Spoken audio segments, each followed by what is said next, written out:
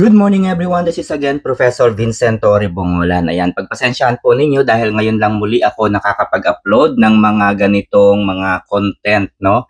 At pagpapaliwanag sa YouTube dahil may mga bagay tayong natatapik at nadidiscuss na kung saan ay meron tayong hindi natin alam, no? May nasasagasahan tayo kaya naman na-restrict po yung pag-upload sa aking YouTube for the past 1 month. Opo, hindi po ako makapag-upload pero hindi naman po affected yung aking YouTube channel. It's just that hindi lamang po ako makapag-upload ng mga video. Wala rin pong sinabi ang YouTube kung ano ang dahilan. Okay, so pag-usapan natin ang mainit-init na issue ngayon na kinakaharap sa ating bansa. Ito ay may kinalaman pa rin sa flood control project at sa pagkakatanggal o pagkakasibak kay PNP Chief Nicolas Torre III. Okay, so naniniwala ba kayo na walang alam ang Pangulo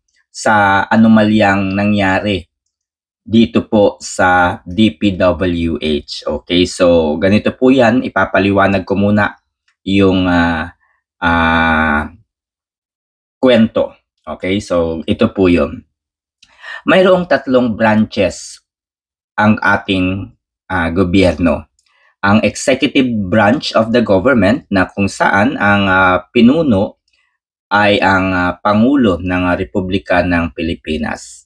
Siya po ang Commander-in-Chief. Okay?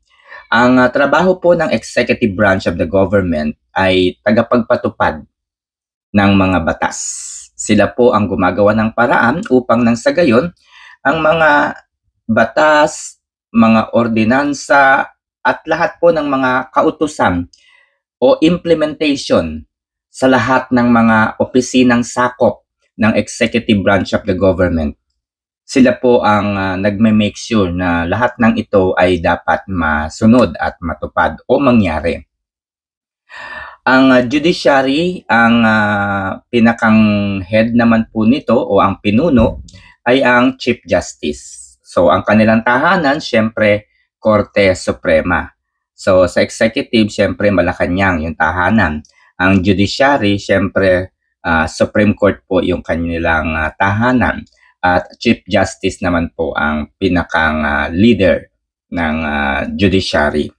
At ang legislative branch of the government naman, mga kaibigan, sila yung nagbabalangkas ng ating saligang batas. Sila yung gumagawa at nagdidikta kung ano nga ba ang batas na dapat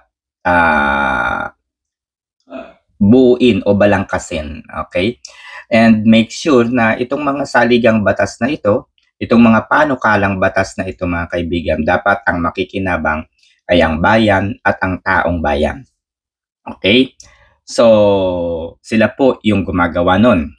So, pagdating po sa usapin ng budget, okay?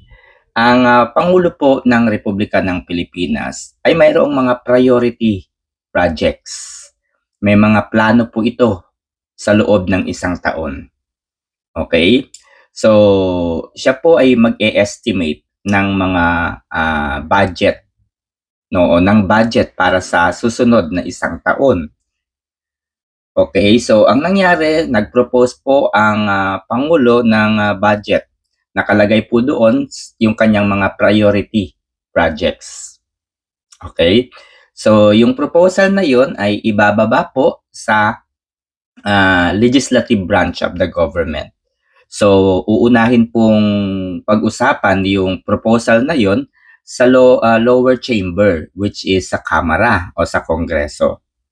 So, bahala po yung Kongreso na kung paano popondohan, kung paano i-allocate yung mga pondo para sa iba't ibang ahensya ng pamahalaan, including the government-owned and controlled corporations. So, lahat po, sila po yung mag-allocate. So, basta ang budget, 6.1 trillion, for example. So, bahala ang Kongreso o ang Kamara na mag-allocate kung magkano ang ilalaan sa Department of Education, DPWH, and so on so forth. Sa ating batas, dapat ang pinakamalaking budget ay mapunta sa Department of Education, susunod po dito ang Department of Health o Kalusugan o yung mga ganyan. So, meron naman po silang gabay tungkol sa mga kung paano po yung alokasyon ng mga budget. Okay? So, pag-uusapan yung budget, magkano yung ilalaan sa DPWH. Okay? So, i-set aside natin yung Korte Suprema ha, wala ditong kinalaman. Dahil ang pag-uusapan natin ay budget. So, siyempre, ilalaan po ng Kongreso yung budget sa iba't ibang ahensya ng gobyerno. Pag-uusapan nila yon. Okay? So, siyempre, nandyan po yung kung magkano yung budget na ilalaan sa DPWH. So, nitong 2025 national budget, nilaanan po ng 1.1 trillion no, ang DPWH. So, iniakyat po yung budget sa Senado, sa upper chamber, at pinag-usapan din po nila, binusisi nila yung mga budget na pinagtibay ng Kongreso. Okay? So, ayun. So, to cut the story, nagkaroon po ng budget. Napag-usapan po. So, ngayon, dahil may mga gap yan, may mga discrepancies, kumbaga para ma-fix yung gap, no, para malinawan kung bakit ito yung ginawang pondo, bakit ganito yung amount, bakit nilagay yung ganito. So, yung mga ganon. So, para ma-fix yung mga error na yan o yung mga hindi malinaw, ganyan. So, bakit nilagay? Para maganon, para ma-fix lamang, para magkaroon po ng agreement, ay ito po ay tatalakayin sa bicameral, no, sa BICAM committee. Okay? So, pagkatapos, siyempre, bababa ito muli sa Kamara, sa Kongreso, hanggang sa i-print. Okay? Hanggang sa i-print. Pag na-i-print na, yun po ay iaakyat muli sa Office of the President.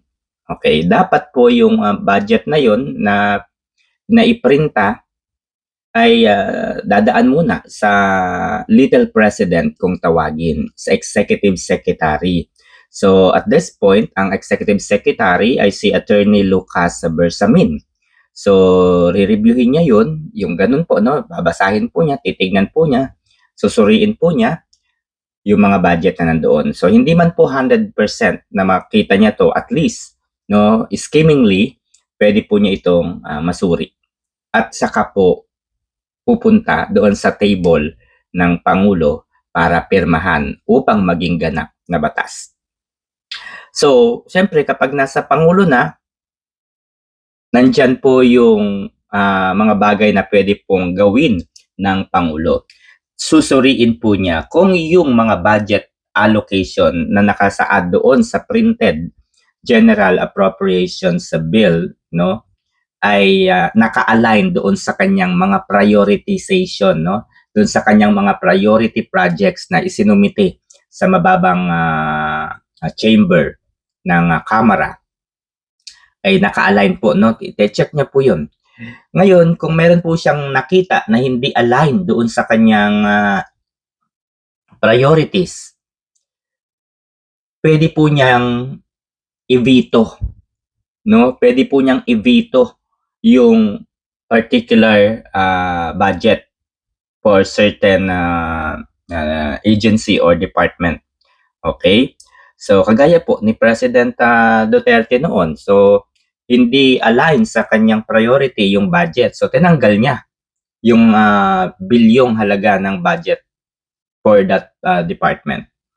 Okay? So, ito, nag-veto naman po si President BBM Jr. Kaya lang, yung halaga ng budget is 6.1 trillion yata, no? O 6.7 trillion, so something like that. Pero ang na-veto lamang ng Pangulo ay worth million lang, 29 million lang yata yung na-veto niya. So I'm not that sure. Pero million, kahit 100 million man yan, napakaliit. No? So ibig sabihin, pinirmahan po niya yung budget na nakalaan sa DPWH. Okay, pinirmahan po niya yung budget na nakalaan sa DPWH. Okay, so eto na, nagkaroon na po ng, kumbaga napirmahan na, ganap ng batas yung General Appropriations Bill. Isa na itong batas na kung saan ay siyempre makakarating na ito sa Department of Budget and Management. Popondohan na, bahala na yung DBM na maglabas ng budget o pondo according doon sa nakasaad sa GAA. Okay? So eto na nga, yung DPWH budget. Okay, so ang daming mga proyekto, yung mga budget. So siyempre, dahil may pirma na ang Pangulo, ang DBM maglalabas yan ng pondo base doon sa nakasaad sa DPWH budget. Okay?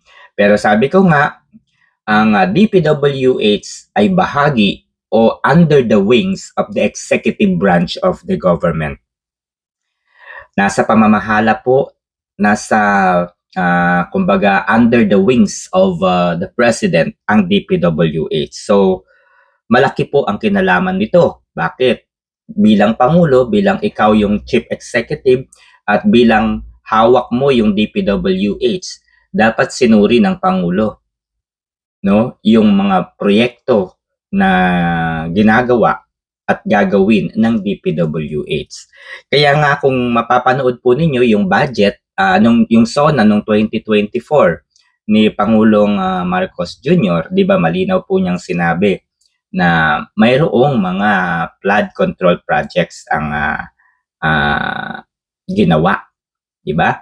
5,500 yung finished project related to flood control at ipinagmamalaki pa po niya, 'di ba, na mayroon pang mga ongoing na flood control projects. And then afterwards, eto na nga mga kaibigan, 2025 SONA. Nandun na po yung mga paninisi, nandun na po yung mga pamumuna. Kumbaga parang nakalimutan yata ni President Marcos Jr. yung kanyang pagmamalaki, yung mga pagyayabang niya sa flood control projects noong 2024. Nasaan na yung sinasabi niyang 5,500 finished projects? Tila yata nawala, 'di ba? At meron pa siyang tono ng pagkadismaya. Tapos galit na sa kanya, galit na daw siya, tapos meron pa siyang nalalaman na mahiya naman kayo. So eto na mga kaibigan. So involved ang Pangulo sa maanumalyang flood control projects.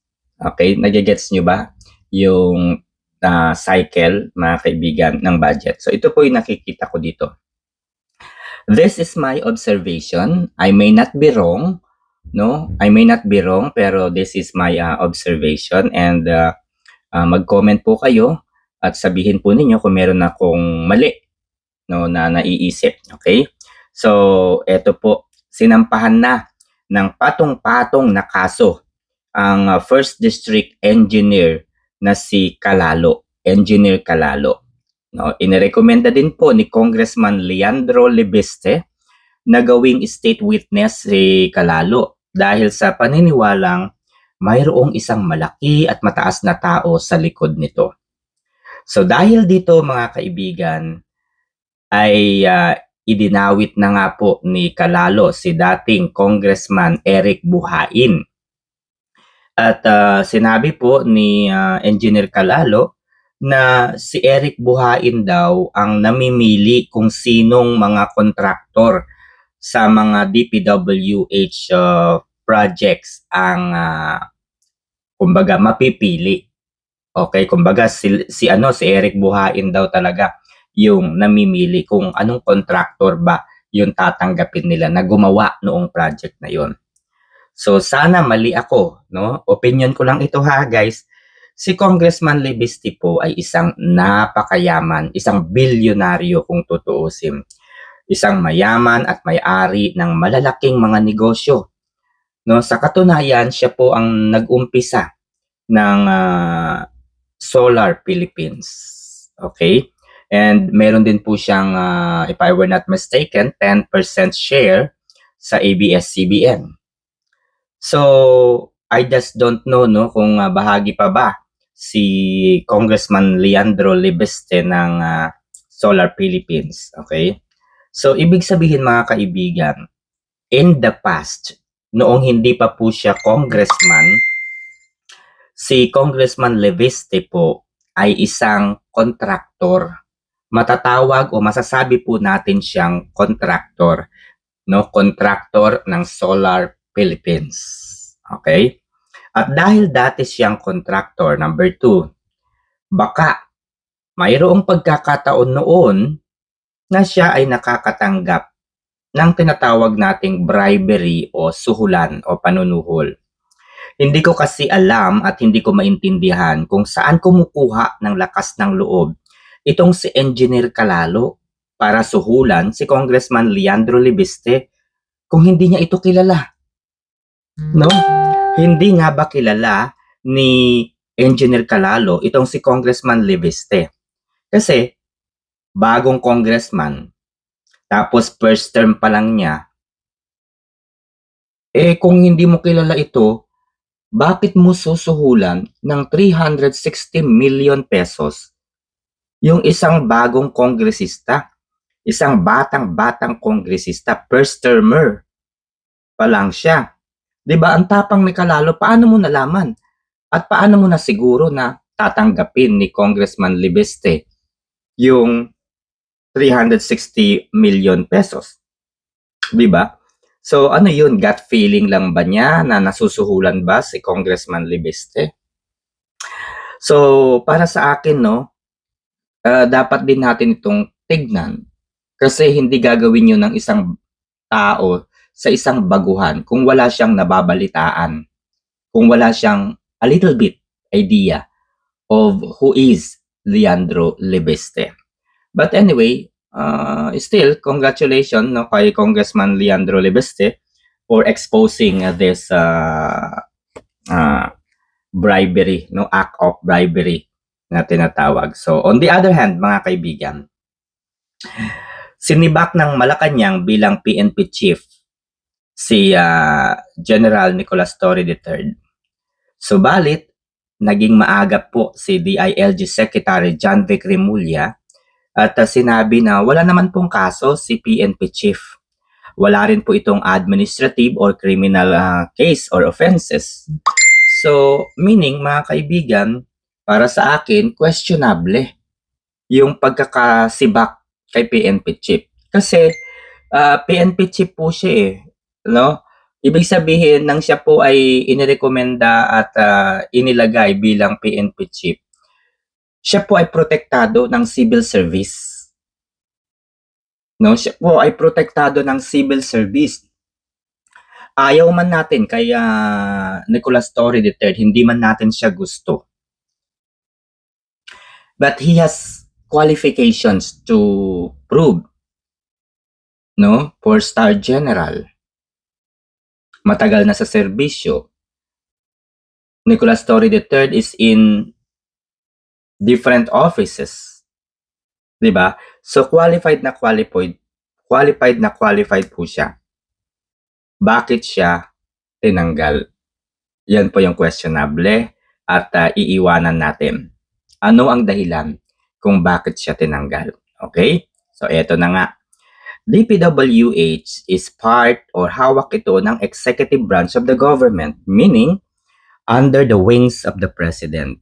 So if there are anomalies sa DPWH, hindi ito dapat makalampas sa Pangulo. Dapat alam ng Pangulo kung ano yung nangyayari sa DPWH. Dahil, sabi ko nga at uulit-ulitin ko, DPWH is under the supervision of the President, being part of the executive branch of the government. And then, nabanggit ko na kanina, 2024 SONA, the President was very proud to announce finished flood control projects, so 5,500, and many are still ongoing. Secretary Manuel Bonoan also confirmed those finished flood control projects. So, kinonfirm po yun ni Secretary Manuel Bonoan. In the last SONA, 2025 SONA, everything has changed. No, everything has changed. At parang wala na ang ipinagyayabang ni President Marcos Jr. na natapos na mga flood control projects. May nalalaman pa siyang galit na di umano, nadidismaya siya, may nalalaman pa siyang mahiya naman kayo. So the president ordered to expose the flood control project's anomalies. There are 15 main contractors ang na-expose. Dito lumabas ang mga pangalan ng ilan sa mga contractors. Okay? Ang pamilya Diskaya at pamilya Ko. Okay? Ni Zaldico. Ang mga congressmen na nagmamadali at talaga namang consistent, no, sa kanilang mga press briefing and press interview kaugnay sa impeachment ni Vice President Sara Duterte ay katakatakang nananahimik ngayon dahil sa mga flood control project issues. Unahin natin, na-expose po ang 61 infrastructure projects na nagkakahalaga lang naman ng 876 million pesos sa La Union, kung saan involved si Congressman Paulo Ortega. Okay, ito po yung isa sa mga maingay ha, at nagmamadaling ma-impeach si BP Sara. Number 2, na-expose din ang 2.18 billion road and infrastructure projects sa Quezon Province at inilipat sa ayuda. Dito ay involved naman si Congressman JJ Suarez at ang kanyang may bahay na party list. Okay.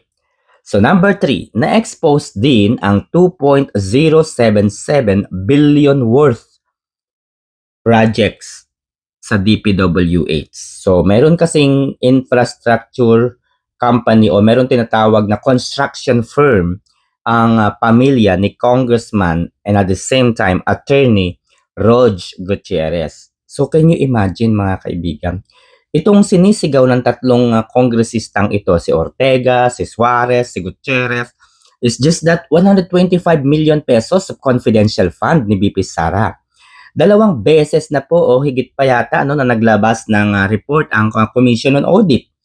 At doon sa report na yon ng Commission on Audit, 2 beses din nilang nilinaw na walang anomalya, walang hindi maayos, walang hindi tama doon sa paggastos ng OBP doon sa kanyang confidential and intelligence fund. Naaayon lamang ito. No, yung budget daw na 125 million pesos ay naaayon sa mga priority at sa trabaho ng OBP. So ibig sabihin, walang korupsyon, walang nawawalang pera sa OBP. Okay? So yun na nga. Nasaan na ang mga kongresistang ito? Tahimik sila ngayon, no? Tahimik sila ngayon at hindi malaman kung nasaan. Now, General Nicolas Torre III already proved his capacity, his leadership sa kung paano maging loyal sa kanyang commander-in-chief na si President Marcos Jr. Dahil nagawa niya ang 2 pinakamahirap na task in favor of the administration. Una, nasira po ni Nicolas Torre III ang compound ng Kingdom of Jesus Christ. At syempre, naipakulong nito si Pastor Apollo Kibuloy. Okay? So, kumbaga, by hook or by crook, lalabas ka, Pastor.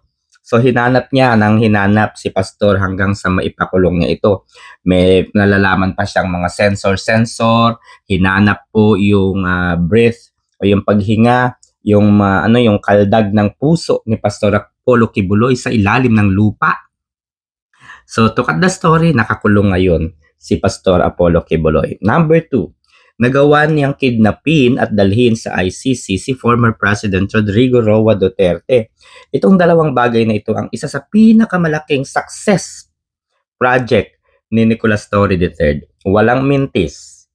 And then after that, he was promoted and appointed as PNP chief.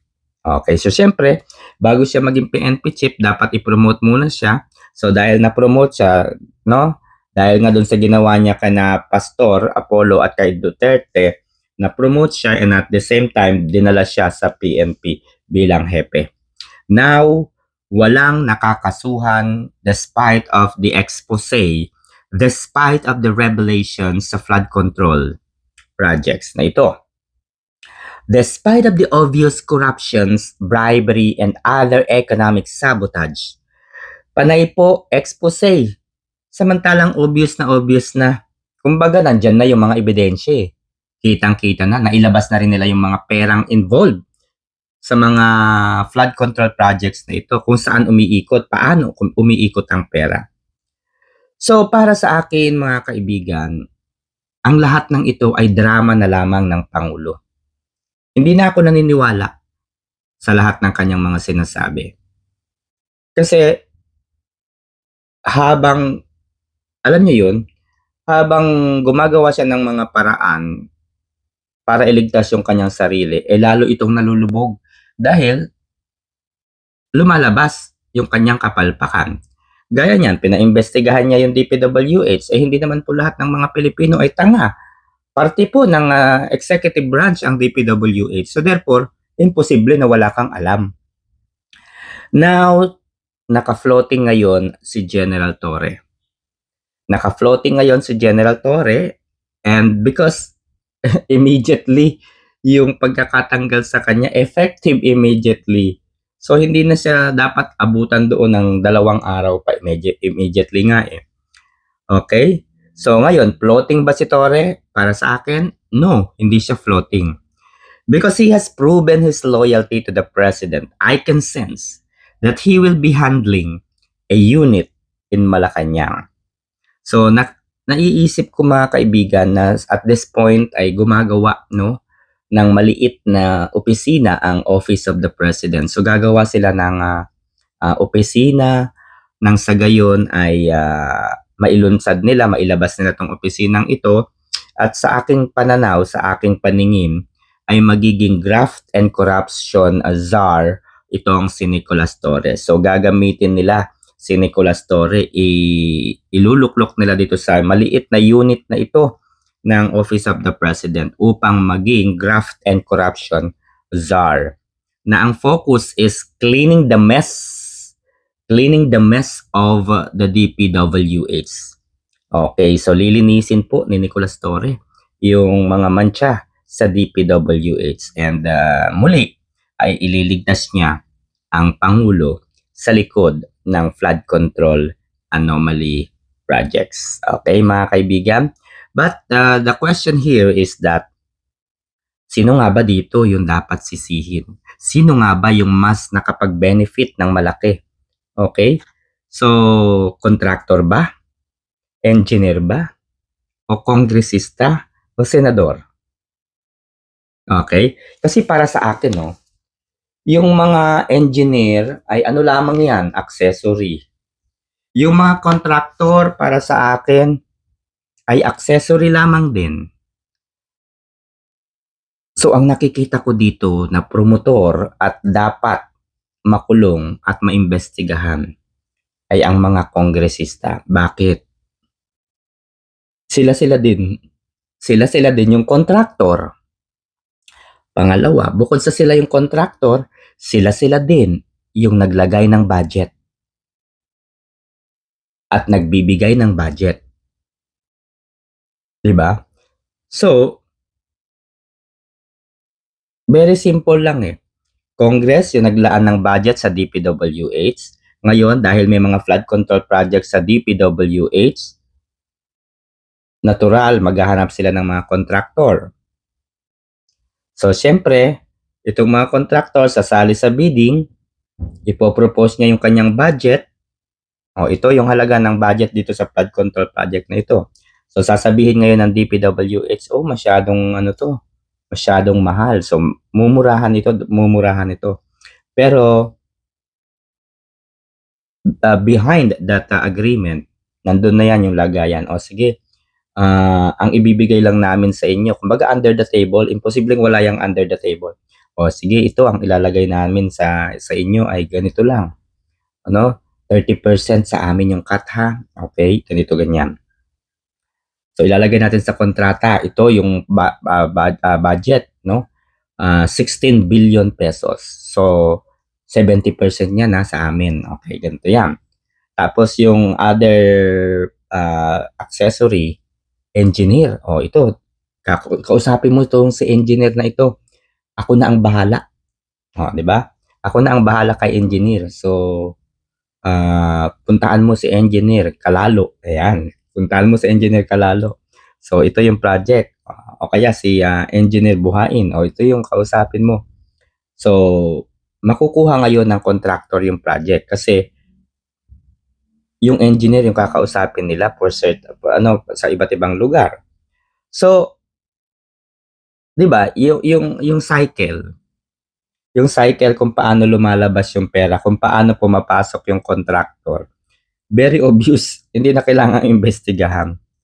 So, guys 'no, tingin niyo ba tama ba yung aking mga naiisip? So, kung sa palagay po ninyo mga kaibigan ay naintindihan ninyo, naunawaan ninyo at nag-enjoy kayo sa aking paliwanag, ay baka naman kaya ninyong paabuti ng aking subscribers into 100,000. 100,000. Okay? So, yun lamang mga kaibigan. If you like this kind of analysis, don't forget to like, subscribe, and share this video.